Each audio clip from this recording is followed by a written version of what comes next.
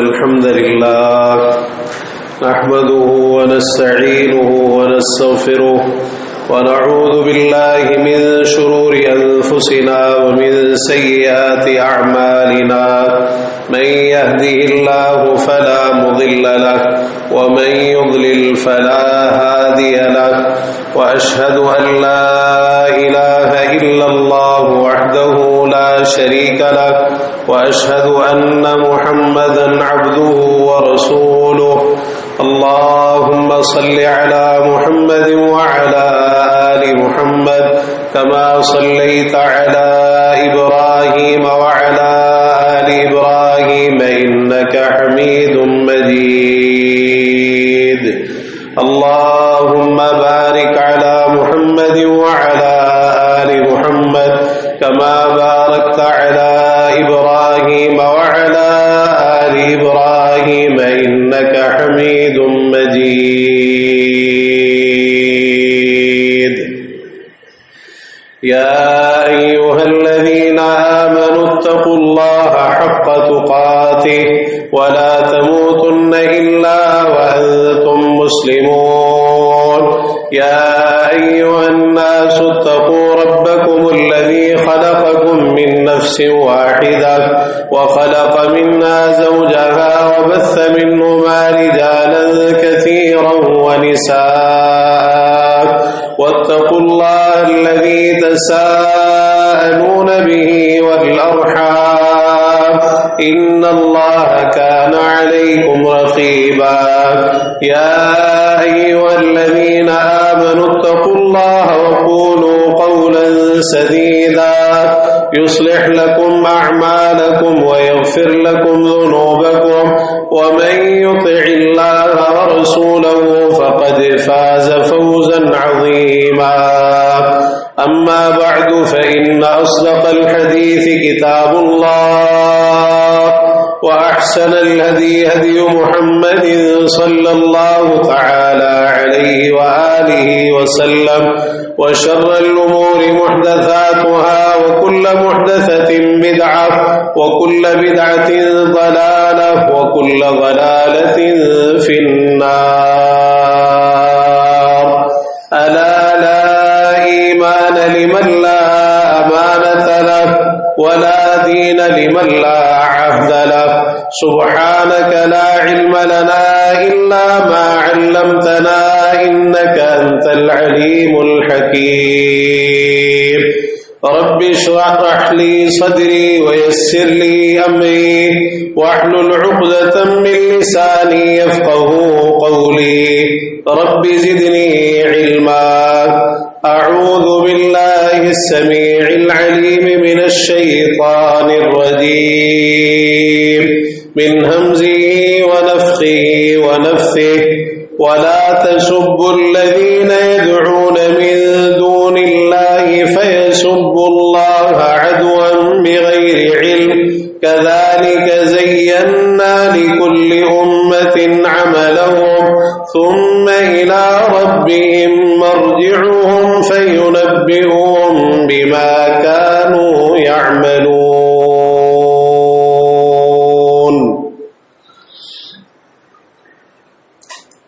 ہر قسم کی تحمیدات تسبیحات تقدیسات تمجیدات تحلیلات تکبیرات اور عبادات کے لائق صرف اور صرف اللہ وحدہ لا شریک احکم الحاکمین ارحم الراحمین احسن الخالقین ذو الجلال والاکرام ہے. وہی ہم سب کا خالق مالک رازق حاجت روا مشکل کشا بگڑیاں بنانے والا اولاد دینے والا نفع و نقصان کا اختیار رکھنے والا اور زمین و آسمان کا یہ سارا نظام اکیلے ہی چلانے والا ہے.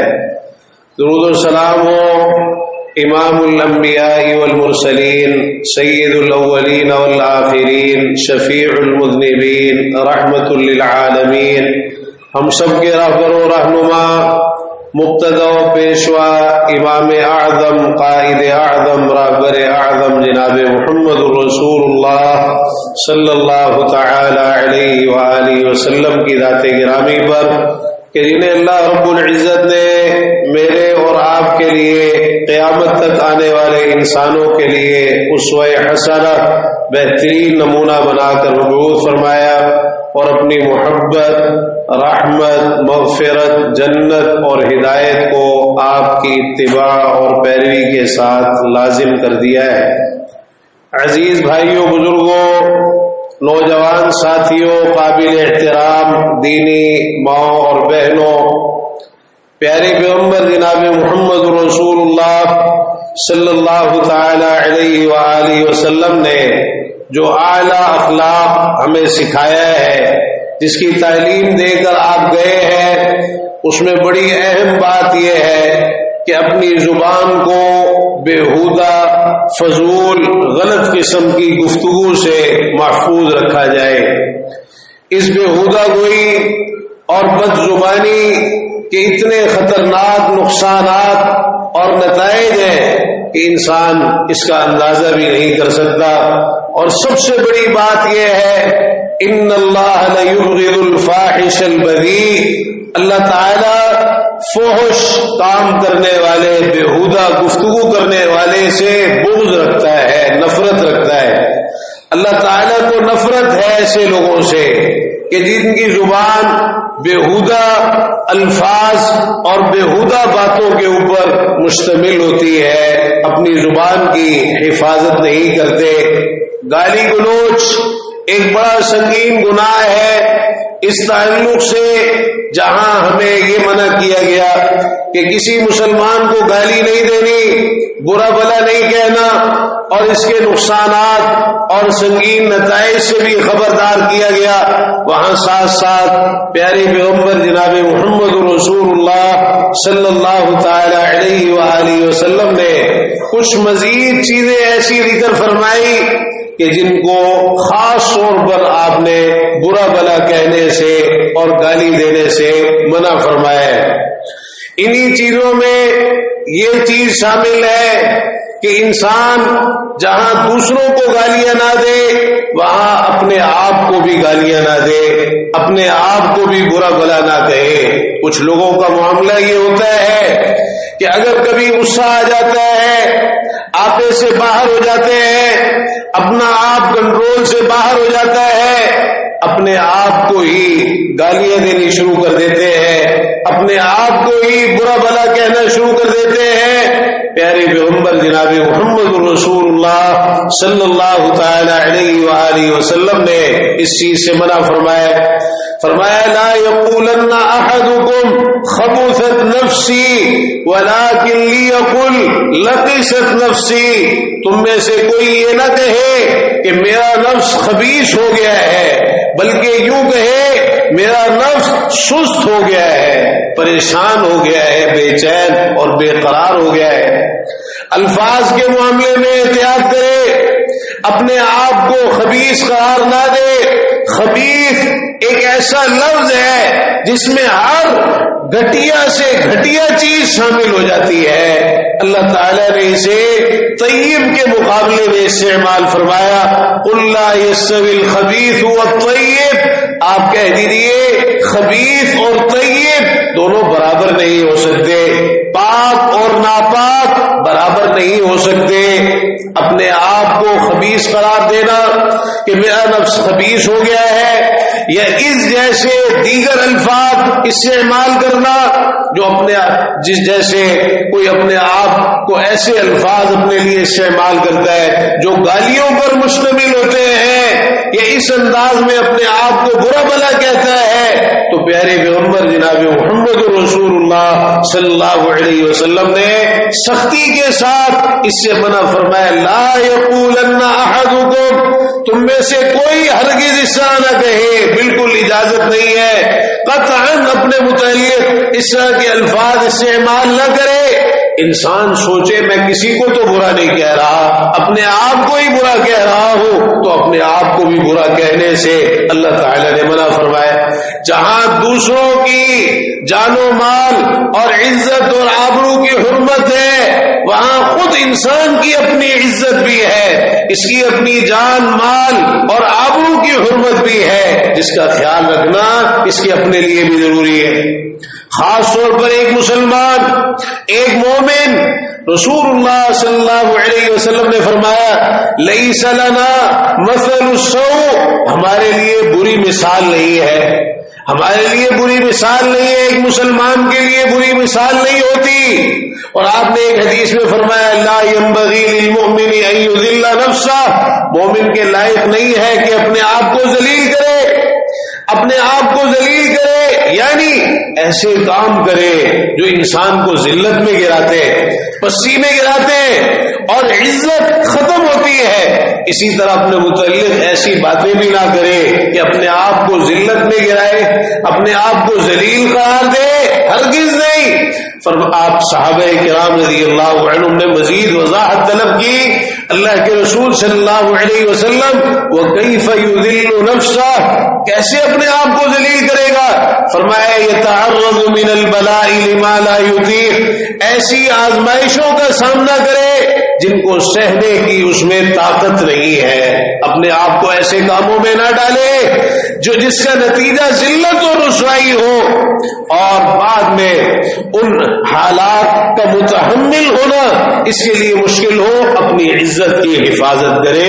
مومن کے لائق نہیں ہے کہ اپنے آپ کو ذلیل کرے۔ یہ سب چیزیں اسی لیے کہ انسان کی ایک عزت ہے، بحیثیت انسان بھی اللہ نے انسان کو اپنی بہت ساری مخلوقات پر فضیلت اور برتری عطا فرمائی، اور بحیثیت مسلمان اس عزت مقام اور مرتبے میں اور زیادہ اضافہ ہو جاتا ہے۔ تو اپنی عزت اور مقام اور مرتبے کی حفاظت کرنا یہ خود انسان کے اپنے لیے بھی ضروری ہے، لہذا ہرگز اپنے متعلق اس قسم کے الفاظ استعمال نہ کیے جائے جو گالی پر مشتمل ہے، سخت قسم کے قبیح اور برے الفاظ ہیں۔ اگر کسی نے اپنے بارے میں کہنا ہی ہے تو آپ نے اس کا ادب سکھا دیا، یوں کہہ دے لقیست نفسی، ہلکے الفاظ استعمال کرے، خفیف الفاظ استعمال کرے، اپنے بارے میں کہہ دے لقیست نفسی، یعنی میرا نفس سست پڑ گیا ہے، میرا نفس ڈھیلا پڑ گیا ہے، کمزور پڑ گیا ہے، یا میرا نفس بے چین اور پریشان ہو گیا ہے۔ اس طرح کے ہلکے الفاظ اگر کوئی اپنے بارے میں کہے تو اس کی تو اجازت ہے، لیکن اپنے متعلق کہے کہ میں خبیث ہو گیا ہوں، تو جو خبیث ہو جاتے ہیں پھر ان کا انجام کیا ہوتا ہے، اور خبیث جو چیزیں ہوتی ہیں وہ انسان کے لیے کتنی خطرناک ہوتی ہیں، تو ہرگز اپنے متعلق اس طرح کے الفاظ نہ کہے جائیں۔ اسی طرح رسول اللہ صلی اللہ علیہ وسلم نے انسان کو جو حالات پیش آتے ہیں، مختلف قسم کی بیماریاں اور تکلیفیں لاحق ہوتی ہیں، آپ نے ان بیماریوں کو بھی برا بھلا کہنے سے منع فرمایا ہے۔ کوئی بھی تکلیف جو انسان کو لاحق ہو، کوئی بھی بیماری جو انسان کو لاحق ہو، صبر کرنا چاہیے، اللہ کی قضا ہے، اس کی قدر ہے، اس کے فیصلے پہ راضی رہنا چاہیے، اللہ تعالیٰ سے اجر و ثواب کی امید رکھنی چاہیے، لیکن یہ کہ انسان اپنے آپ کو لاحق ہونے والی کسی بیماری کو گالیاں نکالے، کسی بیماری کو برا بھلا کہے، اس کی اجازت ہرگز نہیں ہے، آپ نے اس سے منع فرمایا ہے۔ اور خاص طور پر حدیث کے اندر بخار کا ذکر ہے۔ اب یہ بخار ایک ایسی بیماری ہے اکثر و بیشتر لاحق ہوتی رہتی ہے، انسان بخار کے اندر مبتلا ہو جاتا ہے اور بخار جو ہے وہ اس کو آ گھیرتا ہے۔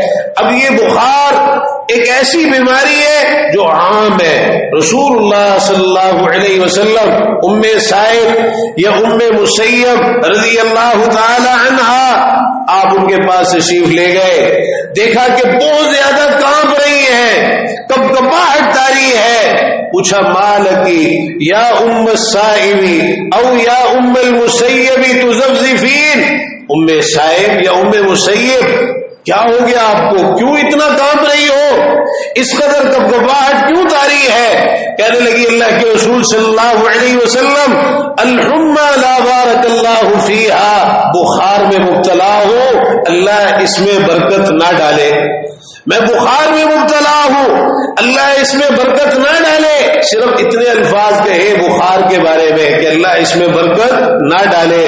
اب آپ نے ان الفاظ کو بھی پسند نہیں فرمایا اور کیا کہا؟ لا تسب الحمى، بخار کو برا نہ کہو، بخار کو برا نہ کہو، بخار کو گالی نہ دو.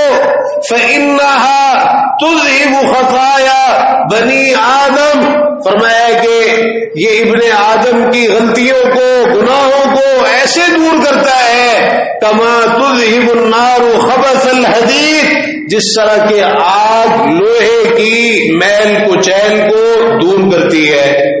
جس طرح آگ لوہے کی میل کچیل کو، ایک حدیث میں کما تنفی القیر خبث الحدید، جس طرح بھٹی لوہے کی میل کچیل کو دور کرتی ہے، بالکل اسی طرح یہ انسان کے گناہوں کو دور کرتا ہے، انسان کو گناہوں سے پاک صاف کرتا ہے. وہ جو آپ بوڑھے شخص کی عیادت کے لیے گئے تھے، وہ بخار کے اندر مبتلا تھا اور آپ نے کہا لا بأس طہور انشاءاللہ، کوئی پریشانی کی بات نہیں ہے، انشاءاللہ اللہ نے چاہا تو یہ پاکیزگی کا ذریعہ ثابت ہوگا، یہ طہارت اور پاکیزگی کا ذریعہ ثابت ہوگا. اب اس بوڑھے شخص نے آگے سے کیا کہا؟ کہنے لگا نہیں، یہ تو ایسا بخار ہے جو بھڑکے گا اور جوش مارے گا اور حتیٰ کہ قبر تک پہنچا دے گا. آپ نے پھر وہی بات کہی لا بأس طہور انشاءاللہ، اللہ نے چاہا تو یہ تمہارے لیے پاکیزگی کا ذریعہ بنے گا.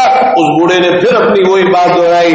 آپ نے فرمایا اچھا اگر تم یہ کہتے ہو تو پھر اسی طرح کا معاملہ ہے، اور جو اللہ نے فیصلہ کر رکھا ہے وہ تو ہو کے رہنا ہے. اور پھر واقعی اس کے ساتھ ایسے ہی ہوا. اگلے دن اس کا انتقال ہو گیا، اگلے دن شام سے پہلے شام کے وقت اس کا انتقال ہو گیا. تو یہ بخار جو انسان کو لاحق ہوتا ہے، کوئی ایسا کلمہ اور جملہ انسان کی زبان سے نہ نکلے، یہ انسان کے لیے طہارت اور پاکیزگی کا ذریعہ ہے کہ انسان کے گناہ پاک صاف ہوتے ہیں، دور ہوتے ہیں، گناہ جھڑتے ہیں. رسول اللہ صلی اللہ علیہ وسلم ایک صحابی کی عیادت کے لیے گئے، سیدنا ابو ہریرہ رضی اللہ عنہ بھی ساتھ تھے، وہ بخار کے اندر مبتلا تھے. آپ نے ان سے فرمایا ابشر فإن اللہ یقول، خوش ہو جاؤ، اللہ تعالیٰ یہ فرماتا ہے ہی ناری اسلطها علی عبد المؤمن فی الدنیا لتکون حظه من النار فی الآخرہ. یہ بخار میری آگ ہے، اللہ تعالیٰ فرماتا ہے یہ بخار میری آگ ہے، میں دنیا میں اسے اپنے مومن بندے پر مسلط کرتا ہوں تاکہ آخرت میں جہنم کی آگ سے اس کا حصہ ہو جائے. یعنی اس کی بدولت آخرت میں جہنم کی آگ سے اسے بچا لیتا ہوں. اپنے مومن بندے کو اللہ تعالیٰ دنیا کے اندر بخار اور اس جیسی جو بیماریاں انسان کو لاحق ہوتی ہیں ان میں مبتلا کر کے آخرت کے عذاب سے محفوظ رکھتا ہے، آخرت کے عذاب سے بچا لیتا ہے. تو آپ نے صحابی کو کہا ابشر، خوش ہو جاؤ، پریشان ہونے کی ضرورت نہیں ہے، بخار ہے خوش ہو جاؤ، تمہارے لیے یہ بشارت ہے اللہ تعالیٰ کی طرف سے کہ اس بخار کی بدولت اللہ تعالیٰ تمہیں آخرت میں جہنم کی آگ سے محفوظ فرما لے گا. اور خود پیارے پیغمبر جناب محمد رسول اللہ صلی اللہ علیہ وسلم، آپ اللہ کے رسول ہیں، معصوم ہیں، اللہ تعالیٰ کی طرف سے آپ کے لیے عظیم مقام اور مرتبہ ہے، سب سے بڑھ کر ہے. لیکن اس کے باوجود جب بخار وہ آتا، بخار میں مبتلا ہوتے تو اتنا تیز بخار ہوا کرتا تھا کہ پاس آنے والے شخص کو اس کی حرارت محسوس ہوتی. عبداللہ بن مسعود رضی اللہ عنہ فرماتے ہیں میں اللہ کے رسول صلی اللہ علیہ وسلم کی خدمت میں حاضر ہوا، آپ کو بخار تھا، اتنا تیز بخار تھا. میں نے کہا اللہ کے رسول صلی اللہ علیہ وسلم انک توعک وعکا شدیدا، آپ کو تو بہت سخت بخار ہوتا ہے. فرمایا ہاں، اوعک کما یوعک رجلان منکم، عبداللہ مجھے اتنا بخار ہوتا ہے جتنا تم میں سے 2 آدمیوں کو بخار ہوتا ہے. اتنا بخار ہوتا ہے. اور کہتے ہیں میں نے عرض کی اللہ کے رسول صلی اللہ علیہ وسلم ذالک ان لک اجرین، یہ اس لیے ہے کہ آپ کے لیے اجر بھی تو دوہرا ہے، اللہ نے آپ کے لیے دوہرا اجر رکھا ہے. فرمایا ہاں ما من مسلم یصیبہ اذى شوکۃ فما فوقها الا کفر اللہ بها سیئات کما تحط الشجرۃ ورقها. جس کسی مسلمان کو بھی جو بھی کوئی تکلیف پہنچتی ہے، کانٹا ہو یا اس سے بڑھ کر کوئی تکلیف ہو، معمولی سے معمولی تکلیف کوئی کانٹا چبھ جائے، یا اس سے اوپر کی کوئی تکلیف بخار یا کوئی اور بیماری، فرمایا اللہ تعالیٰ اس کے بدلے اس کے گناہوں کو ایسے دور کر دیتا ہے جیسے درخت سے پتے جھڑتے ہیں، جیسے درخت سے پتے گرتے ہیں، پتے جھڑتے ہیں، اس طرح اللہ تعالیٰ اس کے گناہوں کو دور فرما دیتا ہے. حسن بصری رحمہ اللہ فرماتے ہیں کانوا یرتجون الحمى لیلۃ کفارۃ لما نقص من الذنوب. سلف صالحین ایک رات کے بخار کو جو چھوٹے چھوٹے جتنے بھی گناہ ہوا کرتے تھے ان کا کفارہ سمجھا کرتے تھے. ایک رات کا بخار جس میں انسان مبتلا ہو جائے تو آپ نے بخار کو برا بلا کہنے سے بطور خاص منع فرمایا. اور اسی طرح وہ ساری بیماریاں جو انسان کو لاحق ہوتی ہیں ہرگز ان کو برا نہ کہا جائے، ان کو گالی نہ دی جائے، ان کے بارے میں کوئی ایسی بات نہ کی جائے جو اللہ تعالیٰ کو پسند نہیں ہے، جو تقدیر پر ایمان کے منافی ہے، اللہ کے فیصلے پر راضی ہونے کے منافی ہے. انسان اپنی کسی بیماری کو گالیاں دے، کوئی شوگر میں مبتلا ہے، کوئی بلڈ پریشر کے اندر مبتلا ہے، کوئی ہارٹ کا پیشنٹ ہے یا کوئی اور کسی بیماری میں مبتلا ہے، اپنی بیماری کو گالیاں دینا پیارے پیغمبر جناب محمد رسول اللہ صلی اللہ تعالی علیہ وآلہ وسلم نے اس سے منع فرمایا. انسان صبر کرے ان بیماریوں کے بدلے میں اللہ تعالیٰ نے انسان کے لیے بہت زیادہ اجر و ثواب رکھا ہے. اللہ کے ہاں بڑا بلند مقام اور مرتبہ ہے جو صبر کی بدولت اور اللہ کے فیصلے پر راضی ہو کر انسان حاصل کر لیتا ہے. اسی طرح پیارے پیغمبر جناب محمد رسول اللہ صلی اللہ علیہ وسلم نے زمانے کو برا بلا کہنے سے منع فرمایا. وقت کو گالی دینا، زمانے کو گالی دینا، زمانہ خراب ہے، وقت برا ہے، یا اور اس طرح کے جملے انسان اپنی زبان سے نکالے، آپ نے سختی کے ساتھ اس چیز سے منع فرمایا. زمانہ کیا ہے؟ زمانہ یہ وقت، یہ گھڑیاں، یہ دن، یہ رات، یہ سب چیزیں اللہ کے حکم سے ہیں، اللہ کے کنٹرول میں ہے. یہ دن کا آنا، رات کا جانا، رات کا آنا اور دن کا چلے جانا، یہ سب کچھ اللہ تعالیٰ کے اختیار میں، اللہ کی قدرت کی نشانیاں ہیں.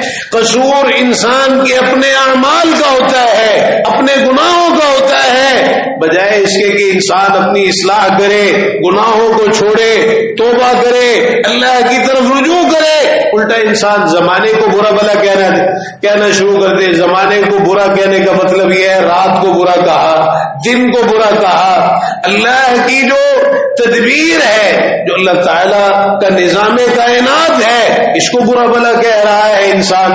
رسول اللہ صلی اللہ علیہ وسلم نے فرمایا لا تسبوا الدہر، زمانے کو برا نہ کہو، فإن اللہ هو الدہر، فرمایا اللہ تعالیٰ ہی زمانہ ہے، اللہ تعالیٰ ہی زمانہ ہے.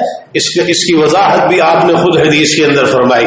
بعض لوگوں کو یہاں غلطی لگی، انہوں نے سمجھا شاید اللہ تعالیٰ کے اسماء حسنہ میں الدہر بھی شامل ہے، حالانکہ یہ بالکل غلط ہے. اللہ تعالیٰ کا صفاتی نام ہرگز الدہر نہیں ہے، بلکہ حدیث کے اندر اس کی وضاحت ہے. دوسری حدیث میں بیدِ الامر، فرمایا معاملہ تو میرے ہاتھ میں ہے. اللہ تعالیٰ فرماتا ہے سارا معاملہ، یہ نظام کائنات میرے ہاتھ میں ہے. اقلب اللیل والنہار، رات اور دن کو میں ہی بدلتا ہوں، میں ہی ان کو پھیرتا ہوں، یہ میری قدرت کی نشانیاں ہیں. تو زمانے کو برا کہنا، میری قدرت کو، رات اور دن، یہ جو میرا نظام کائنات ہے، اس کو برا کہنا ہے. تو اس کا مطلب کیا ہے؟ یؤذین ابن آدم فرمایا ابن آدم مجھے تکلیف پہنچاتا ہے. جب زمانے کو گالی دیتا ہے اللہ تعالیٰ فرماتا ہے ابن آدم مجھے ایذا دیتا ہے, تکلیف دیتا ہے. اور ایک حدیث میں آپ نے فرمایا اللہ تعالیٰ فرماتا ہے استقرضت عبدی فلم یقرضنی, یہ میرے بندے کا معاملہ کیسا ہے, میں نے اس سے قرض مانگا یہ مجھے قرض نہیں دے رہا. یا اللہ تو نے قرض مانگا؟ اللہ تعالیٰ فرماتا ہے ہاں من ذا الذی یقرض اللہ قرضا حسنا, کون ہے جو اللہ کو قرض حسنا دے؟ یا اللہ کیسے قرض حسنا دے؟ اللہ کے رستے میں خرچ کر کے. اللہ تعالیٰ فرماتا ہے میرے رستے میں خرچ کرو. یہ ایسے ہی ہے جیسے اللہ کو قرض دینا ہے بڑھا چڑھا کر, اللہ تعالیٰ تمہیں واپس لوٹائے گا. فرمایا میں نے اس سے قرض مانگا یہ مجھے قرض نہیں دیتا. اور اسی طرح یہ مجھے گالی دیتا ہے, کہتا ہے یا خیبت الدہر, اے ہائے زمانے کی خرابی, زمانے کو برا کہتا ہے.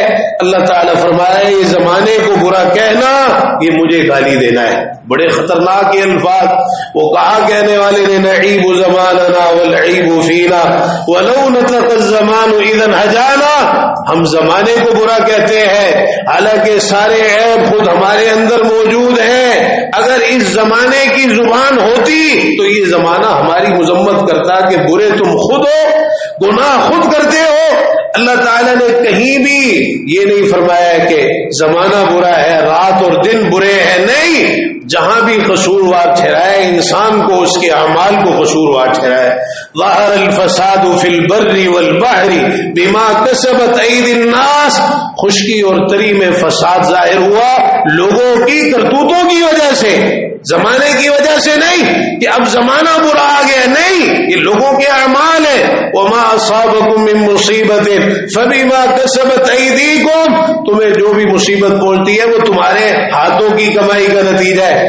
اور اگر کہیں کسی پر عذاب آیا, کیونکہ قرآن مجید میں بعض دنوں کو اللہ تعالیٰ نے منحوس قرار دیا ہے, فی یوم نحس مستمر ایام النحسات, قوم عاد پر عذاب آیا 7 لیال و 8 ایام, 7 راتیں 8 دن مسلسل تیز آندھی اللہ تعالیٰ نے ان پر مسلط کر کے ان کو ہلاک کیا. تو وہ دن جن میں یہ آندھیاں چلی ان کو فرمایا ایام النحسات, یہ منحوس دن تھے. یعنی ان کے لیے ان کے کفر, سرکشی, گناہوں اور نافرمانیوں کی وجہ سے. یہ مطلب ہے ہرگز نہیں ہے کہ مطلق طور پر دن منحوس ہوتے ہیں. کوئی کسی دن کو منحوس سمجھے, رات کو منحوس سمجھے, کسی وقت کو منحوس سمجھے, کسی مہینے کو منحوس سمجھے, ہرگز نہیں. یہ زمانے جاہلیت کے تصور ہے اور آپ نے ان کو ختم کیا ہے. تو زمانے کو برا کہنا, زمانے کو گالی دینا, وقت کو گالی دینا, آپ نے اس سے سختی کے ساتھ منع فرمایا ہے. یہ زمانہ رات اور دن پر مشتمل ہوتا ہے اور یہ سب کچھ اللہ کے کنٹرول میں ہے. انسان کے اپنے اعمال برے ہوتے ہیں جن کی وجہ سے اس کو بری چیزوں کا اور نقصانات اور پریشانیوں کا, اللہ کی ناراضگی کا سامنا کرنا پڑتا ہے. اس میں زمانے کا, وقت کا, دن اور رات کا کوئی قصور نہیں ہے. اسی طرح رسول اللہ صلی اللہ علیہ وسلم نے شیطان کو برا بھلا کہنے سے بھی منع کیا ہے. ابلیس شیطان انسان کا بہت بڑا دشمن, اور جس کو خود اللہ تعالی نے فرمایا کہ مردود ہے, اور یہ بھی فرمایا کہ قیامت تک کے لیے اس پر اللہ کی لعنت ہے. لیکن یہ کہ انسان شیطان کو گالیاں دینی شروع کر دے, شیطان کو برا ہے وہ برا, اس میں کوئی شک نہیں, مردود, ملعون, اس سے بڑی چیز اور کیا ہے. ہم اللہ تعالیٰ خود اس کو ملعون قرار دے رہا ہے, مردود قرار دے رہا ہے, تو اس سے بڑی اور کوئی بات نہیں. لیکن ہمیں کیا سکھایا گیا؟ رسول اللہ صلی اللہ علیہ وسلم نے فرمایا لا تسبوا الشیطان, شیطان کو گالی نہ دو, وتعوذوا باللہ من شر, اصل چیز یہ ہے کہ اس کے شر سے اللہ کی پناہ مانگو, اس کے شر سے, اس کی برائی سے, اس کے حملوں سے, اس کے وسوسوں سے, اس کے ہتھ کنڈوں سے, جو وہ انسان کو گمراہ کرنے کی کوششیں کرتا ہے, نقصان پہنچاتا ہے, اس سے اللہ کی پناہ طلب کرو. تو جہاں بھی تعلیم دی گئی وہ پناہ طلب کرنے کی تعلیم دی گئی. گالیاں دینے سے شیطان کو تو کوئی اثر نہیں ہوتا, بلکہ وہ تو خوش ہوتا ہے. اگر شیطان کو گالیاں دی جائے، شیطان کو برا بلا کہا جائے، اس میں شیطان خوش ہوتا ہے، وہ تو چاہتا ہے کہ انسان کی زبان سے گالیاں نکلے. لیکن اگر کوئی اللہ کی پناہ طلب کرے، اعوذ باللہ من الشیطان الرجیم پڑھے، اللہ کا نام لے لے، بسم اللہ پڑھ لے، بڑی تکلیف ہوتی ہے شیطان. سنن نبی داؤد میں وہ واقعہ ہے، پیارے پیغمبر جناب محمد رسول اللہ صلی اللہ علیہ وسلم کے ایک پیارے صحابی، ان کی سواری کو ٹھوکر لگ گئی تو ان کی زبان سے الفاظ نکلے، تعیس الشیطان، شیطان کا برا ہو، شیطان کا برا ہو، شیطان ہلاک ہو، برباد ہو. آپ نے فرمایا لا تقل تعیس الشیطان، تم یہ نہ کہو کہ شیطان ہلاک ہو جائے. فرمایا کہ اگر تم یہ کہتے ہو فَإِن قُلْتَ ذَلِكَ، فرمایا اگر تم یہ بات کہتے ہو تو شیطان اتنا بڑا ہو جاتا ہے کہ حتیٰ کہ گھر کی مانند ہو جاتا ہے، ایک بڑے گھر کی مانند ہو جاتا ہے اور بڑا خوش ہوتا ہے. وَيَقُولُ بِقُوَّتِي، کہتا ہے دیکھو میری قوت کے ساتھ، میری طاقت کے ساتھ ہوا ہے نا، میں نے نقصان پہنچایا اسی لیے مجھے برا کہہ رہا ہے. فرمایا وَلَكِنْ قُلْ بسم اللہ، بسم اللہ کہو، فَإِنَّكَ إِذَا قُلْتَ ذَلِكَ تَصَاغَرَ حَتَّى يَكُونَ مِثْلَ الذُّبَابِ، جب تم بسم اللہ کہتے ہو، کوئی ٹھوکر لگ گئی، کوئی تکلیف پہنچ گئی، گر گئے، چوٹ لگ گئی، کوئی نقصان ہو گیا، بسم اللہ کہتے ہو، شیطان اتنا چھوٹا ہو جاتا ہے، اتنا حقیر اور اتنا ذلیل ہو جاتا ہے کہ مکھی کی مانند ہو جاتا ہے. اس نے اللہ کا نام لے لیا، اس نے اللہ کا نام لیا، لیکن کسی مصیبت تکلیف پر اگر شیطان کو گالیاں دی جائے تو شیطان کہتا ہے میری وجہ سے ہوا ہے نا، میری قوت، میری طاقت کو اس نے تسلیم کر لیا، اسی لیے کہ مجھے برا بھلا کہہ رہا ہے. تو رسول اللہ صلی اللہ علیہ وسلم نے بطور خاص شیطان کو بھی گالیاں دینے سے منع فرمایا. آپ کی تعلیم یہی ہے اور قرآن مجید میں بھی اللہ تعالیٰ نے یہی فرمایا وَإِمَّا يَنزَغَنَّكَ مِنَ الشَّيْطَانِ نَزْغٌ فَاسْتَعِذْ بِاللَّهِ، شیطان کی طرف سے کوئی بھی وسوسہ آئے فوراً اللہ کی پناہ طلب کرو، اللہ تعالیٰ توفیق عطا فرما دے. وآخر دعوانا الحمد للہ رب العالمین.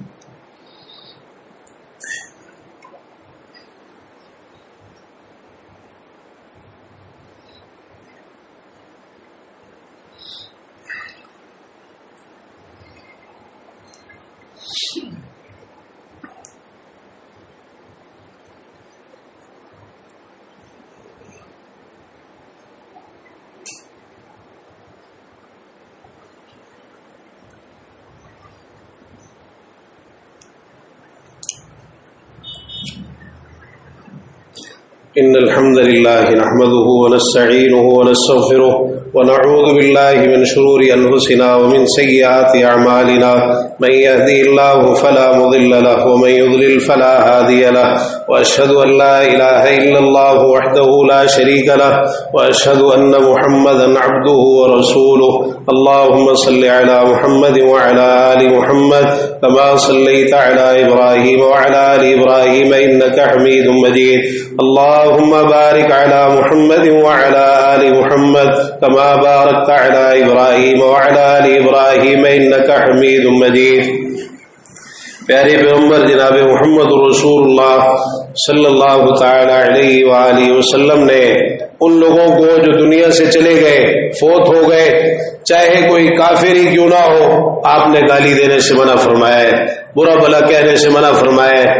اور آپ نے فرمایا لا تسبوا الاموات فانهم قد افضوا الى ما تقدموا، مردوں کو برا نہ کہو، جو دنیا سے چلے گئے ان کو گالیاں نہ دو، اس لیے کہ وہ اپنے انجام کو پہنچ گئے، جیسے انہوں نے عمل کیے وہ اپنے انجام کو پہنچ گئے. اگر کافر ہے، مشرک ہے تو کفر اور شرک کا جو انجام ہے اس کو وہ پہنچ گئے. ہاں اگر کوئی ان کی ایسی چیزیں ہیں جو پچھلوں کے لیے بگاڑ کا باعث ہے تو ان کی نشاندہی ضروری ہے. کوئی ایسے غلط عقائد، افکار، نظریات، کوئی ایسی بدعات، خرافات جو پیچھے وہ چھوڑ گئے اور لوگ ان کی وجہ سے گمراہ ہو رہے ہیں تو ان کی نشاندہی ضروری ہے تاکہ لوگوں کو گمراہی سے محفوظ رکھا جائے. لیکن ان کی ذات پر حملے کرنا، ان کو گالیاں دینا، برا بھلا کہنا، آپ نے اس سے منع فرمایا. ایک حدیث میں فرمایا لا تسبوا الاموات الاموات فتؤذوا الاحیاء، مردوں کو گالی نہ دو، اس سے تم زندوں کو تکلیف دو گے. یعنی اگر کوئی کافر بھی ہے تم اس کو برا کہو گے تو جو آگے اس کی اولاد ہے، اس کے خاندان اور قبیلے کے لوگ ہیں جو زندہ ہے، ان کو تکلیف ہوگی، ان کے لیے یہ چیز ایذا کا باعث بنے گی. لہذا تم مردوں کو گالیاں نہ دو. ایک حدیث میں آپ نے فرمایا اذا مات صاحبکم فلا تقعوا فیہ، جب تم میں سے کوئی فوت ہو جائے تو پھر اس کو برا نہ کہو، اس کے بارے میں کوئی بات نہ کرو، اس کو برا نہ کہو، اس کے عیب نہ اچھالو، نہ اس طرح اس کی خرابیاں بیان کرو. نہیں، آپ نے اس سے منع فرمایا. تو اصل چیز یہ ہوتی ہے کہ جب کوئی فوت ہو جاتا ہے، اگر تو وہ مسلمان ہے چاہے کتنے گناہگار کیوں نہ ہو، آپ نے فرمایا کہ آپ کی جو تعلیمات ہے احادیث کی روشنی میں وہ یہ ہے کہ اس کی اچھی چیزیں بیان کرو، اس کی کوئی خوبیاں ہیں ان کا ذکر کرو. اچھی تعریف ایک مسلمان کے لیے اللہ کے ہاں ایک بڑی گواہی ہوتی ہے لوگوں کی طرف سے، جو اس کی بخشش اور نجات کا ذریعہ بنتی ہے. تو اس کے بارے میں اچھے کلمات کہو، خیر کے کلمات کہو. اگر وہ مسلمان ہے، مومن ہے، موحد ہے، اور اگر کافر ہے، مشرک ہے، تو تمہیں کچھ کہنے کی ضرورت نہیں، وہ اپنے انجام کو پہنچ گیا ہے. جس طرح کہ اس کے اعمال تھے، ظالم تھا، فاسق، فاجر، سرکش، باغی، اللہ کا نافرمان، تو وہ اپنے انجام کو پہنچ گیا ہے. اور آپ نے اسی انجام کے تعلق سے یہ ہمیں تعلیم دی ہے، اسرعوا بالجنازہ، جنازوں میں جلدی کیا کرو. اگر تو نیک آدمی ہے فخیر تقدمونها الیہ، تو وہ خیر ہے جس کی طرف تم اسے روانہ کر رہے ہو. اور اگر برا آدمی ہے تو پھر ایک شر ہے تضعونہ عن رقابکم، جس کا بوجھ تم اپنی گردنوں سے اتار رہے ہو. اتارو یہ بوجھ جلدی جلدی اپنی گردنوں سے. ایک کافر مشرک اگر مرتا ہے تو اتنی راحت ملتی ہے زمین کو، درختوں کو اور ان چیزوں کو اس کے مرنے سے. آپ نے فرمایا جب مومن فوت ہوتا ہے تو وہ دنیا کی تکلیفوں اور مشقتوں سے راحت پا جاتا ہے، لیکن جو فاجر فاسق ہوتا ہے جب وہ مرتا ہے تو لوگوں کو، انسانوں کو، جانوروں کو، درختوں کو، شہروں کو، علاقوں کو اس سے راحت مل جاتی ہے. وہ اس کے شر سے محفوظ ہو جاتے ہیں کہ اس زمین پہ رہ کر اللہ کی نافرمانیاں کیا کرتا تھا. تو آپ نے مردوں کو برا کہنے سے منع فرمایا. اسی طرح رسول اللہ تعالی نے قرآن مجید کے اندر بطور خاص معبودان باطلہ کو گالی دینے سے روکا ہے. معبودان باطلہ وہ لوگ، وہ چیزیں جن کو اللہ کے بالمقابل معبود قرار دیا گیا اور لوگوں نے ان کو اپنا معبود بنایا. معبود حقیقی صرف ایک اللہ رب العزت ہے، عبادت کا حق صرف اسی کا ہے. لیکن خود ساختہ معبود، لوگوں کے اپنے بنائے ہوئے معبود، کسی کو کچھ بنا ڈالا، کسی کو کچھ بنا ڈالا، اللہ کے ساتھ شریک ٹھہرا دیا. جو صفات اللہ کی ہیں وہ ان میں تسلیم کرنی شروع کر دی، جو حق اللہ کا ہے وہ ان کو دینا شروع کر دیا. ان کو سجدے ہو رہے، نظر و نیاز ان کے نام پر اور چڑھاوے، ان سے دعائیں مانگنا، مشکلات اور تکلیفوں میں ان کو پکارنا، یہ سب معبودان باطلہ، یہ باطل ہے. ان کے باطل ہونے کو واضح کیا گیا قرآن مجید کے اندر، رسول اللہ صلی اللہ علیہ وسلم کی احادیث مبارکہ میں. لیکن آپ نے فرمایا کہ تم براہ راست ان کو گالیاں نہ دو، کیونکہ تمہارے گالیاں دینے کا نقصان کیا ہوگا. وَلَا تَسُبُّوا الَّذِينَ يَدْعُونَ مِن دُونِ اللَّهِ، یہ مشرک جن کو اللہ کے سوا پکارتے ہیں ان کو گالیاں نہ دو. فَيَسُبُّوا اللَّهَ عَدْوًا بِغَيْرِ علم، ورنہ یہ کافر اور مشرک تمہارے معبود حقیقی اللہ تعالیٰ کو بھی ظلم اور زیادتی کرتے ہوئے بغیر علم کے برا کہیں گے. اگر تم گالیاں دو گے تو جواب میں وہ بھی تمہارے معبود کو گالی دیں گے. ان کے معبود تو باطل ہے، تمہارا معبود تو سچا ہے، معبود حقیقی ہے. تو تمہارے ان کو گالیاں دینے کی وجہ سے اللہ تعالیٰ کو وہ گالیاں دیں گے، اللہ کو برا کہیں گے. لہذا اگر کوئی جائز کام ہو جو کسی بڑے نقصان کا باعث بن رہا ہو، شریعت کا یہ اصول اور قاعدہ ہے کہ اس نقصان سے بچنا ضروری ہے. اس جائز کام کو اس بڑے نقصان سے بچنے کے لیے ترک کر دیا جائے، اس کو چھوڑ دیا جائے. اسی کی بنیاد پر معبودان باطلہ کو بھی گالی دینے سے منع کیا گیا. آپ اسلام کی خوبصورت تعلیمات کا ذرا اندازہ لگائیے. اسی طرح رسول اللہ صلی اللہ علیہ وسلم نے احادیث میں بطور خاص، ویسے تو کسی بھی جانور کو گالی دینا اور برا کہنا یہ منع ہے، لیکن خاص طور پر مرغے کا آپ نے ذکر کیا ہے. لا تسبوا الدیک، فرمایا مرغے کو برا نہ کہو، فإنه یوقظ للصلاة، اس لیے کہ یہ نماز کے لیے بیدار کرتا ہے.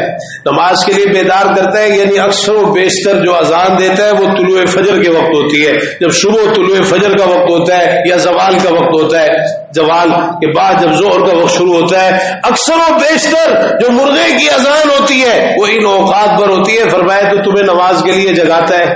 ہر وہ چیز جو انسان کے لیے فائدے کا باعث، خیر کا باعث، جس سے انسان کو کوئی نفع، یہ اسی حدیث سے یہ علماء نے اصول اس اخذ کیا ہے کہ ہر وہ چیز جو انسان کے لیے خیر اور بھلائی اور نفع کا باعث ہوتی ہے اس کی عزت کرنی چاہیے، اس کا اکرام کرنا چاہیے، اس کا شکریہ ادا کرنا چاہیے، اس کے ساتھ حسن سلوک کرنا چاہیے، نہ یہ کہ اس کی توہین کی جائے یا اس کی ناقدری کی جائے یا اس کو نقصان پہنچایا جائے. تو آپ نے مرغے کو برا کہنے سے منع کیا. ایک شخص آپ کے پاس موجود تھا، مرغ نے اچانک جو ہے وہ چیخ ماری، یعنی اذان دی، آواز نکالی، تو اس شخص نے مرغے کو برا کہا. رسول اللہ صلی اللہ علیہ وسلم نے فرمایا اس کو گالی نہ دو، یہ تو نماز کے لیے بلاتا ہے. نماز کتنی عظیم چیز ہے، تو یہ تمہیں نماز کے لیے جگاتا ہے، لہذا اس کو برا نہ کہو، اس کو گالیاں نہ دو. اسی طرح آپ نے آندھی کو گالیاں دینے سے منع فرمایا. یہ جو تیز ہوا چلتی ہے، ایک شخص آپ کے پاس موجود تھا، ہوا چلی، اس کی چادر اڑ گئی، تو اس نے کہا اللہ اس ہوا پر لعنت کرے، اس ہوا پر، اس آندھی پر اللہ کی لعنت ہو. رسول اللہ صلی اللہ علیہ وسلم نے فرمایا لا تلعنها فإنها مأمورہ، اس پہ لعنت نہ کرو، اس کو گالی نہ دو، یہ تو مامور ہے، اللہ کے حکم سے چلی ہے، اللہ نے اس کو مقرر کیا ہے، جہاں اللہ کا حکم ہوتا ہے وہاں یہ ہوا چلتی ہے، اس کو برا نہ کہو. اور پھر آپ نے بتایا، فرمایا جو کسی ایسی چیز پر لعنت کرتا ہے جو اس کے اہل نہیں، اس لعنت کی اہل نہیں ہوتی، لعنت واپس اس کے اپنے اوپر لوٹ آتی. اگر کوئی ہوا پر لعنت کرتا ہے وہ خود ملعون ہو جاتا ہے، وہ لعنت اس کے اوپر واپس آتی، اس لیے کہ وہ چیز ایسی ہے ہی نہیں کہ وہ لعنت کی مستحق ہو اور اس کے اوپر لعنت کی جائے. آپ نے اس چیز سے منع فرمایا لا تسبوا الريح، آندھی کو برا نہ کہا کرو، یہ خیر بھی لے کے آتی ہے، شر بھی لے کے آتی ہے، رحمت بھی لے کے آتی ہے، عذاب بھی لے کے آتی ہے. اس کی جو خیر ہے وہ اللہ سے مانگو اور اس کا جو شر ہے اس سے اللہ کی پناہ طلب کرو. اللہ تعالی ہمیں یہ سارے آداب سیکھنے کی توفیق نصیب فرما دے. ہم مسلمان ہیں، ہماری ذمہ داری ہے کہ ہمارا ایک ایک کام دین کے مطابق، قرآن اور حدیث کے مطابق ہونا چاہیے. یہ ساری اسلام کی وہ سنہری تعلیمات ہیں جو ہمیں پتہ ہونی چاہیے. ہم آگے اپنے گھروں میں، بچوں میں، اپنے ماحول معاشرے میں، سوسائٹی میں ان چیزوں کو عام کریں، نہ یہ کہ بالکل ان لوگوں کی طرح زندگی گزارے جو دین سے بالکل نا واقف ہے، کوئی دین کے آداب، دین کی تعلیمات کا ان کو پتہ نہیں اور زبان میں جو آتا ہے وہ کہتے پھرتے. اللہ تعالی ہمیں توفیق عطا فرما دے کہ ہمارے عقیدے، عبادات، معاملات، شکل و صورت، لباس، کاروبار، تجارت، چلنا پھرنا، اٹھنا بیٹھنا، سونا جاگنا، اخلاق، گفتار، کردار، خوشی اور غمی کے تمام امور سب کچھ پیارے پیغمبر جناب محمد رسول اللہ صلی اللہ تعالی علیہ وآلہ وسلم کے طریقے کے مطابق ہونا چاہیے.